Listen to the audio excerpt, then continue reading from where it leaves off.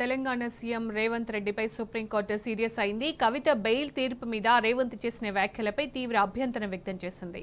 CM పదవిలో ఉంటూ అలా మాట్లాడొచ్చా అని నిలదీసింది. చివరికి రాజకీయ నేతలు పార్టీలను అడిగి న్యాయస్థానాలు తీర్పులు ఇవ్వాలా అని ప్రశ్నించింది.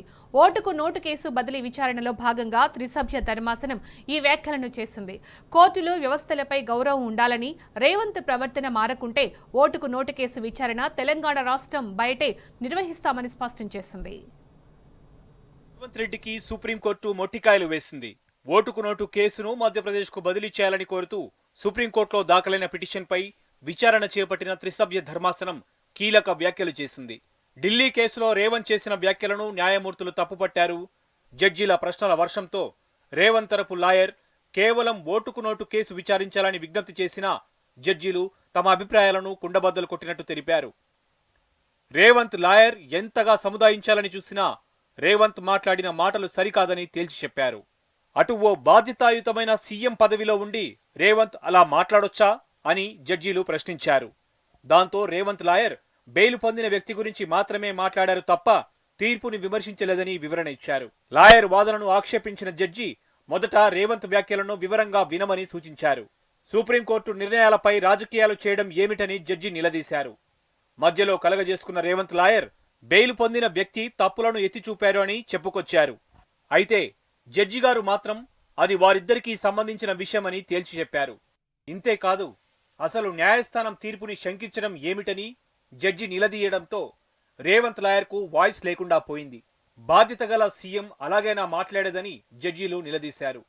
రాజ్యాంగం, కోర్టులు రేవంత్ రెడ్డి చెప్పినట్టే నడవాలా అని జడ్జి ప్రశ్నించారు. జడ్జీల ప్రశ్నలతో ఉక్కిరిబిక్కిరైన లాయర్ రేవంత్ మాట్లాడింది ముమ్మాటికి తప్పేనని, అలా మాట్లాడి ఉండాల్సింది కాదని, అనుకోకుండా జరిగిన తప్పిదమేనన్నారు. దానికి స్పందించిన జడ్జి రేవంత్ రెడ్డి కోర్టును డైరెక్ట్ చేయడం ఏమిటని మరోసారి ఆగ్రహం వ్యక్తం చేశారు.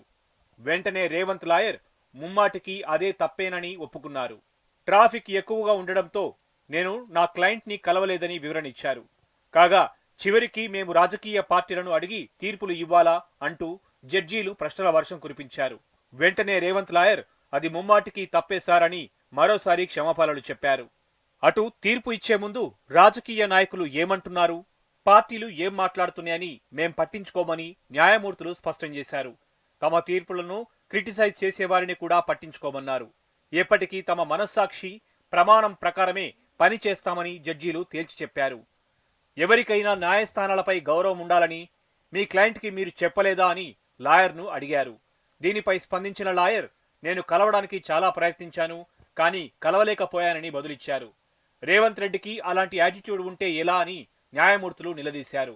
దీంతో రేవంత్ రెడ్డికి న్యాయస్థానాలపై పూర్తి విశ్వాసముందని లాయర్ బదులిచ్చారు. మా క్లయింట్ రెప్యుటేషన్ను పరిగణలోకి తీసుకొని కేసును అక్కడే అంటే తెలంగాణ హైకోర్టులోనే కొనసాగించాలని విజ్ఞప్తి చేశారు. లాయర్ విజ్ఞప్తిపై స్పందించిన జడ్జి మహారాష్ట్ర చీఫ్ సెక్రటరీకి లా ఫాలో అవ్వమని, చట్టాలని, రాజ్యాంగాన్ని గౌరవించాలని చెప్పామని గుర్తు చేశారు. ఇక్కడ సుప్రీంకోర్టు తీర్పులనే తప్పుపట్టే అలవాటున్న రేవంత్ రెడ్డిని ఎలా నమ్మాలి అని అడిగారు. అలా జరగకపోతే ఓటుకు నోటు కేసు విచారణను పక్క రాష్ట్రానికి బదిలీ చేస్తామన్నారు. వెంటనే రేవంత్ లాయర్ మాకు తెలంగాణ హైకోర్టుపై పూర్తి విశ్వాసం ఉందని బదులిచ్చారు.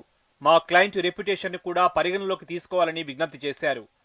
రేవంత్ లాయర్ ఎంతగా కన్విన్స్ చేయాలని ప్రయత్నించినా త్రిసభ్య ధర్మాసనం మాత్రం రేవంత్ రెడ్డి తీరు సరికాదని తేల్చి చెప్పారు. భారతదేశంలోనే అత్యున్నత న్యాయస్థానమైన సుప్రీంకోర్టుపైనే గౌరవం లేకుంటే ఎలా అంటూ కేసును సోమవారానికి వాయిదా వేస్తున్నట్లు తీర్పిచ్చారు.